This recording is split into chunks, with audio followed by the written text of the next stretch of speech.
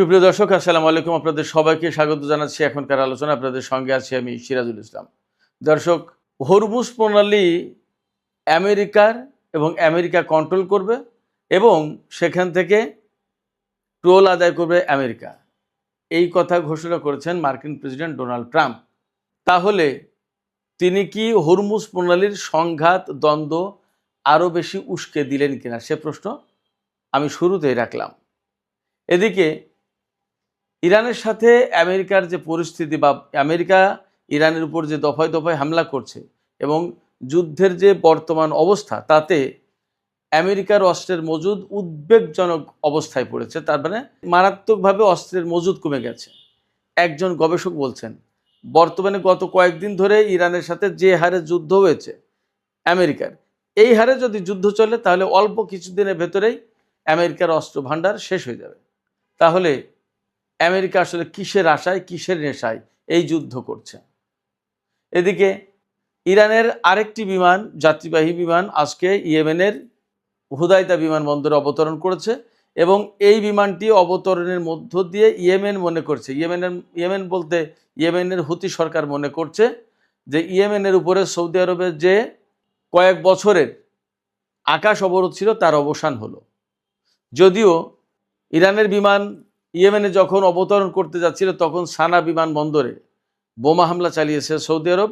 ইয়েমেনের অভিযোগ এমন, পরে ইরানের ওই বিমান অবতরণ করেছে ইয়েমেনের হুদাইদা বিমানবন্দরে। হুতি সরকারের সামরিক বাহিনী সৌদি আরবের বিরুদ্ধে প্রয়োজনীয় ব্যবস্থা গ্রহণের হুঁশিয়ারি দিয়েছে।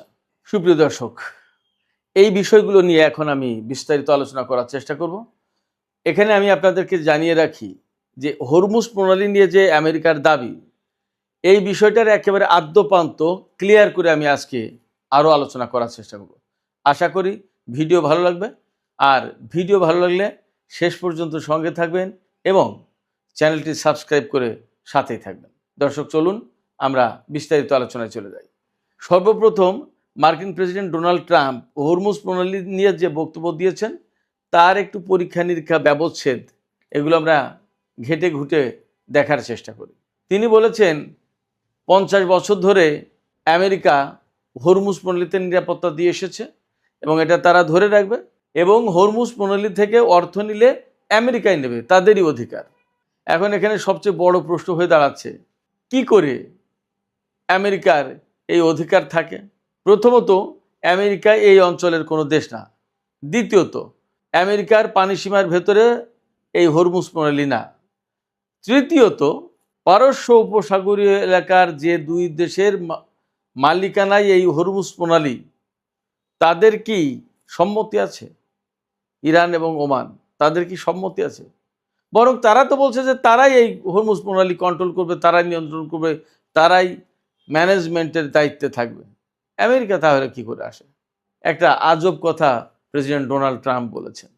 এই আজব কথা আসলে কোথায় নিয়ে যাবে মধ্যপ্রাচ্যকে, সেটা কিন্তু একটা বড় প্রশ্ন। কারণ ডোনাল্ড ট্রাম্প যদি বলে যে এটা আমেরিকার নিরাপত্তা দিয়েছে, আমেরিকা এত বছর কোনো পয়সা কড়ি নেয়নি, এখন থেকে পয়সা নেবে এবং নিরাপত্তা দেবে, তাহলে প্রশ্ন আসবে ইরানের পক্ষ থেকে এবং ওমানের পক্ষ থেকে যে আমাদের মালিকানায় যে হরমুজ প্রণালী থাকার কথা, সেই মালিকানা আমাদের না থেকে আমেরিকার হয়ে যায় কি করে, এবং আমেরিকা এখান থেকে পয়সা নেবে কি করে?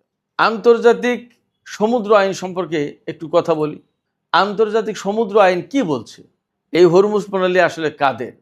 আন্তর্জাতিক আইনে বলা হচ্ছে যে প্রতিটি দেশ তার উপকূল ভাগ থেকে 12 নটিক্যাল মাইল সামনে, অর্থাৎ সমুদ্রের ভেতরে উপকূল থেকে 12 নটিক্যাল মাইল, তার মানে 22 কিলোমিটার সামনে পাবেন। হরমুজ প্রণালীর সবচেয়ে যেখানে সরু জায়গা, চিকন জায়গা, তার প্রশস্ততা, অর্থাৎ ওই জায়গাটা চওড়া 31 কিলোমিটার। এখন যদি 22 কিলোমিটার ইরানকে দিই তার উপকূল থেকে সমুদ্রের ভেতরে, আর ওমানকে যদি তার উপকূল থেকে 22 কিলোমিটার সামনে দিই সমুদ্রের ভিতরে, তো 22-22-44 কিলোমিটার হয়ে যায়। তাহলে আন্তর্জাতিক জলপথ থাকে কোন জায়গায়, আন্তর্জাতিক পানিসীমা থাকে কোন জায়গায়, যেখান দিয়ে জাহাজ চলাচল করতে পারবে? দুই দেশেরই তো পুরোপুরি পূরণ হয় না। তাহলে ধরে নিতে হবে যে যা আছে তা সমান সমান ভাগ করে নেবে। যে জায়গায় সবচেয়ে চিকন সেই জায়গায় 31 কিলোমিটার, তার অর্ধেক হচ্ছে 15.5 কিলোমিটার।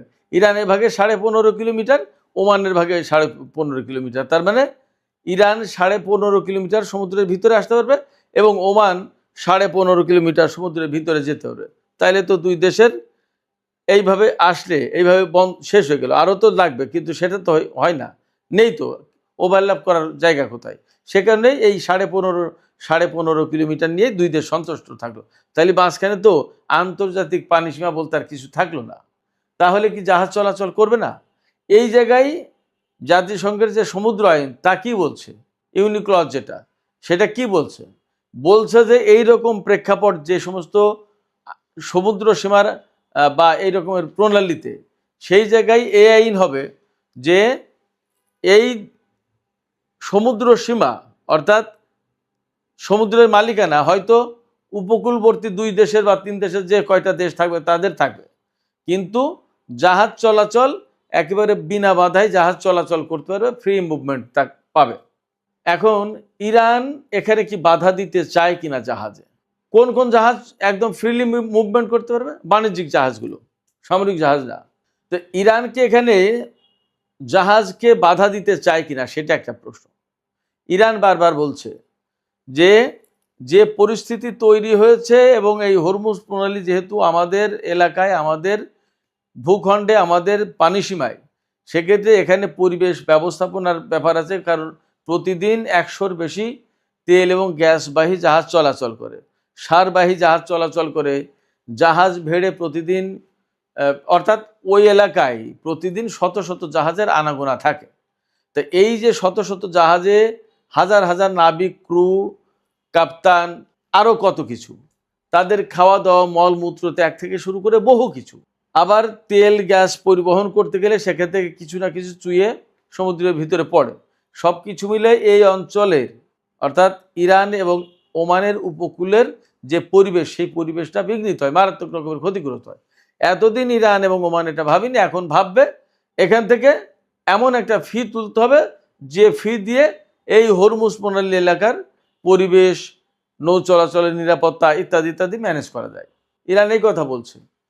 এখন এই রকম কথা কেন বলতে বাধ্য হচ্ছে বা কেন বলা বলি হলো, সেটা হচ্ছে এই যে এই হরমুজ প্রণালীকে কেন্দ্র করে, হরমুজ প্রণালীকে ব্যবহার করে আমেরিকা কিন্তু আপনার বাহরাইনে তার ৫ম নৌবহরের ঘাঁটি গড়ে তুলেছে।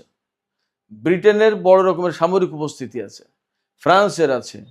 এরপরে এই যে পারস্য উপসাগরীয় এলাকার যে সমস্ত দেশ, আরব দেশগুলো একেবারে সাগরের সাথে লাগোয়া যে সমস্ত দেশ, তার প্রত্যেকটা দেশে আমেরিকার ঘাঁটি আছে।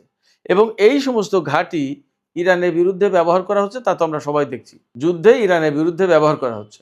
তো ইরান বলছে আমার বিরুদ্ধে ব্যবহার করছো, অথচ আমার পানি সীমা দিয়ে তোমরা যাচ্ছ জাহাজ ভর্তি অস্ত্র দিয়ে, আর সেই অস্ত্র তোমরা আমার বিরুদ্ধে ব্যবহার করতে দিচ্ছ। এটা হতে পারে না, এটা হতে দেবো না। এখন কাগজে কলমে দুনিয়ায় অনেক কিছু লেখা থাকে, সব কি মানে? যেমন সারা বিশ্বে কোনো দেশে, জাতিসংঘের সদস্য কোনো দেশে যদি কোনো রকমের সংকট তৈরি হয়, সেটা জাতিসংঘ নিরাপত্তা পরিষদ শান্তি ফিরিয়ে আনার ব্যবস্থা করবে।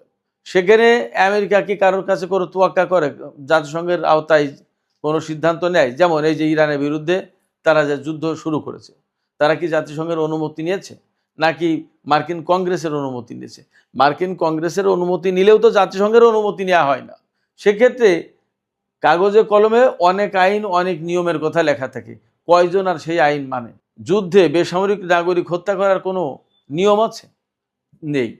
এই যে আমেরিকা এবং ইসরায়েল ইরানের বিরুদ্ধে প্রথম হামলা করলো, একেবারে প্রথম দিনই তো ওই যে মিনাব শহরের ছোট্ট বাচ্চাদের যে গার্লস স্কুল যেটা, সেখানে হামলা করলো এবং 170 জন স্টুডেন্ট, টিচার এবং স্কুলের স্টাফ তারা নিহত হলো।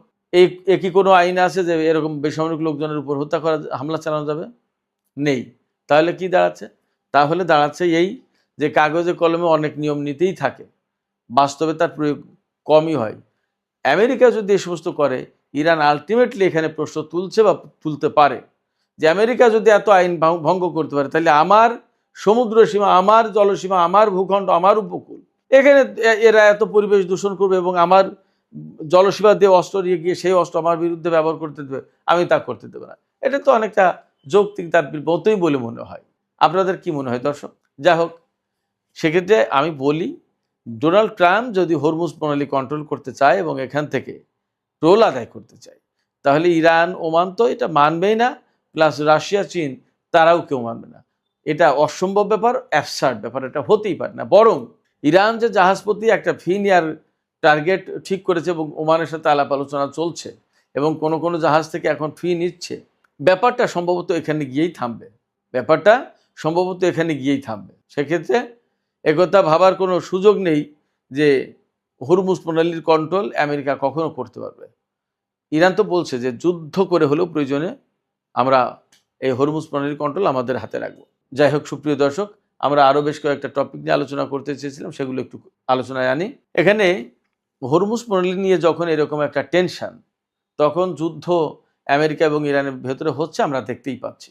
এবং আমি তো আরও আগেই প্রশ্ন তুলেছি, পরমাণু কর্মসূচি বাদ দিয়ে এখন হরমুজ প্রণালীই কি আমেরিকার কাছে সবচেয়ে বড় টপিক হয়ে গেল কিনা, বড় ইস্যু হয়ে গেল কিনা, যার কারণে যা নিয়ে ইরানের সাথে এখন যুদ্ধ করতে হচ্ছে এবং ব্যাপারটা তো তাই এখন প্রমাণিত হচ্ছে। ফলে এই হরমুজ প্রণালী নিয়ে বড় সংকট তৈরি হয়েছে এবং এই সংকট খুব সহজে মীমাংসা হচ্ছে না। তাহলে যুদ্ধ অনিবার্য এবং যুদ্ধ ইরান আমেরিকাকে করতে হবে। ইরান কিন্তু আজকে বলেছে যে 14 দফা সমঝোতা স্মারক সই হয়েছে, ইসলামাবাদ সমঝোতা স্মারক যেটা, এইটা এখন কার্যত মারাত্মক সংকটের মধ্যে পড়েছে। সেক্ষেত্রে এই সমঝোতা আদৌ কার্যকর থাকবে কিনা সেটাই প্রশ্ন হয়ে দাঁড়িয়েছে।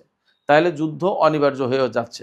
যুদ্ধ যদি অনিবার্য হয়, সেখানে আমেরিকার বিভিন্ন গবেষণা প্রতিষ্ঠান, CNN এর রিপোর্টে উঠে এসেছে যে আমেরিকা মারাত্মক রকমের অস্ত্র সংকটের মধ্যে, অস্ত্র ঘাটতির মুখে বিভিন্ন গবেষণা প্রতিষ্ঠান এই কথা বলছে। তা বিভিন্ন গবেষণা প্রতিষ্ঠান বলছে মানে কি?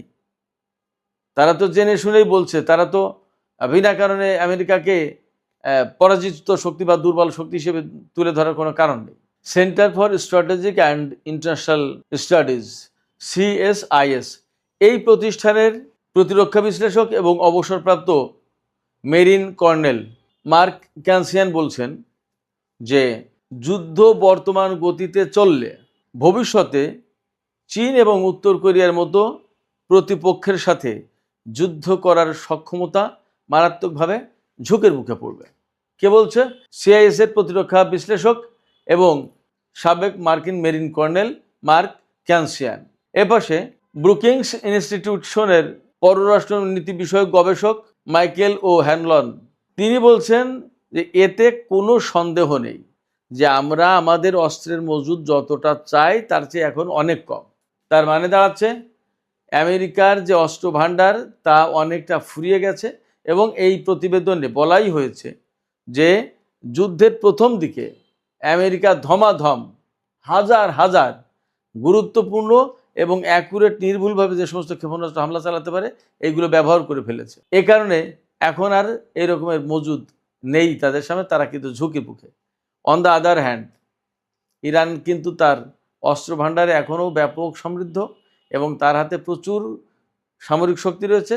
ইরানের প্রেসিডেন্ট মাসুদ পেজেশকিয়ান সম্ভবত গত পরশুদিন বলেছেন যে হারে যুদ্ধ চলছে, এইভাবে যদি যুদ্ধ চলে আগামী 5 বছর ইরান যুদ্ধ করে যাবে, তবু তার অস্ত্রের মজুদে বড় রকমের টান পড়বে না, শেষ হবে না। তাহলে আমরা দেখতে পাচ্ছি এখন যুদ্ধ করছে ইরান এবং আমেরিকা। আমেরিকার অস্ত্রের ভাণ্ডার অনেকটা খালি হয়ে যেতে পড়েছে।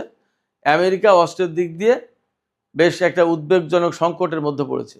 অন্যদিকে ইরান কিন্তু বেশ ভালো অবস্থানে আছে, যার প্রেক্ষাপটে এখন এখানে সিদ্ধান্ত নেওয়ার সময় এসেছে আমার মনে হয়। বিশেষ করে আমেরিকার গবেষক যারা বুদ্ধিজীবী, রাজনীতিবিদ, তাদের সিদ্ধান্ত নেওয়ার সময় এসেছে।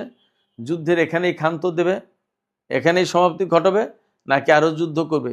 সামনে কিন্তু অনেক বড় কিছু আছে। চীন, উত্তর কোরিয়া এবং রাশিয়ার পক্ষ থেকে গত সপ্তাহে কিন্তু চীন এবং রাশিয়া যৌথ সামরিক মহড়া চালিয়েছে। যৌথ সামরিক মহড়া যখন চালানো হয় তখন তার একটা কল্পিত শত্রু থাকে। চীন এবং রাশিয়ার কল্পিত শত্রু অবশ্যই উত্তর কোরিয়া না, অবশ্যই সাধারণ কোনো দেশ না, অবধারিতভাবে আমেরিকাকে এটাও মাথায় রাখা উচিত। সুপ্রিয় দর্শক, এবার আমরা একটু কথা বলি ইয়েমেন প্রসঙ্গে। ইয়েমেনের রাজধানী সানার বিমানবন্দরে আজকে সৌদি আরবের পক্ষ থেকে বোমা বর্ষণ করা হয়েছে, বিমান হামলা চালানো হয়েছে। কেন? যাতে ইরানের বিমান নামতে না পারে। ইরানের মহান এয়ারলাইন্সের আরেকটি বিমান আজকে ইয়েমেনে গিয়েছিল যাত্রী নিয়ে। সম্ভবত যে সমস্ত ইয়েমেনি নাগরিককে ইরানের সর্বোচ্চ নেতার জানাজা এবং দাফন অনুষ্ঠানে যোগ দেওয়ার জন্য এনেছিল, হয়তো তাদেরকেই আজকে ফেরত দিয়ে গেছে। তো এই বিমান যখন গেছে ইয়েমেনের আকাশে, তখন সৌদি আরবের পক্ষ থেকে রাজধানী সানার আন্তর্জাতিক বিমানবন্দরে বোমা বর্ষণ করা হয়েছে যাতে বিমানটি না নামতে পারে। এই বিমানটি পরে হোদাইদা বিমানবন্দরে নেমেছে এবং যেভাবে নেমেছে সেখানে আর কিছু করতে পারেনি। তার মানে দাঁড়াচ্ছে ইরান অনেকটা জোর করে বা নিজের ইচ্ছা মতো ইয়েমেনের উপরে যে আকাশ অবরোধ দেওয়া ছিল সেই অবরোধ ভেঙে দিল। এটা কিন্তু প্রায় এক যুগ আগের কথা। তো এটা ইয়েমেনের জন্য এই মুহূর্তে অনেক বড় ঘটনা। কিন্তু ভিন্ন প্রশ্ন আছে এখানে। সৌদি আরব যে সানা বিমানবন্দরের উপর হামলা চালিয়েছে, এই হামলার পর ইয়েমেনের হুতি সরকার সমর্থিত যে সামরিক বাহিনী তারা বলেছে সৌদি আরব এই হামলার মধ্য দিয়ে মূলত দুই দেশের মধ্যকার যুদ্ধবিরতি ভেঙে দিয়েছে। ইয়েমেন এবং সৌদি আরবের ভেতরে যে যুদ্ধবিরতি আছে সেইটা কার্যত ভেঙে দিয়েছে। এখন আমরাও আর ওই যুদ্ধবিরতি মানতে বাধ্য নই, আমরা এখন সৌদি আরবের বিরুদ্ধে ব্যবস্থা নেব। তার মানে হচ্ছে যে বহুদিন আগে সৌদি আরব এবং ইয়েমেনের মধ্যে যুদ্ধবিরতি চুক্তি হলেও এবং ইরানের সাথে আমেরিকা আর ইসরায়েলের যে যুদ্ধ, সেই যুদ্ধের প্রেক্ষাপটে মধ্যপ্রাচ্যের অনেক হিসাব নিকাশ, অনেক পরিস্থিতি বদলে গেলেও সৌদি আরব কিন্তু ইয়েমেনের উপর তার আকাশ অবরোধ এখনও বজায় রাখতে, বহাল রাখতে প্রস্তুত বা সেই রাখতে চায়। প্রশ্ন হচ্ছে যে তাদের এই অবরোধ রেখে লাভটা কি? তারা কি পাবে ইয়েমেন? এবং ইয়েমেন কি সৌদি আরবের কাছে আত্মসমর্পণ করবে? যদি তাই না করে তাহলে কেন একেবারে নিকটতম প্রতিবেশী দেশ ইয়েমেনের সাথে সৌদি আরব এখনও শত্রুতার নীতি অনুসরণ করছে? আমার মনে হয় যে আজ এবং এখনই এই সৌদি শত্রুতার নীতি বাদ দেওয়া উচিত, বাতিল করা উচিত। বরং এখন দুই প্রতিবেশীর মধ্যে কিভাবে আরও অনেক বেশি সুন্দর সম্পর্ক তৈরি করা যায় সেই দিকে যাওয়া উচিত। তা না হলে হুতিরা যদি আবার সৌদি আরবের উপর হামলা চালায় তাহলে পরিস্থিতি কিন্তু ভিন্ন রকমের হবে। মধ্যপ্রাচ্যের নতুন করে আরেকটা ডাইমেনশন সৃষ্টি হবে, আরেকটা সমীকরণ তৈরি হবে। আমরা আশা করব সেই রকমের নতুন ডাইমেনশন তৈরি না করে বরং শান্তিপূর্ণ উপায়ে সৌদি আরব এবং ইয়েমেনের মধ্যকার যে সংকট এখনও আছে সেগুলো মিটমাট করে ফেলা উচিত। সুপ্রিয় দর্শক, আজকের আলোচনা এখানে শেষ করতে চাই।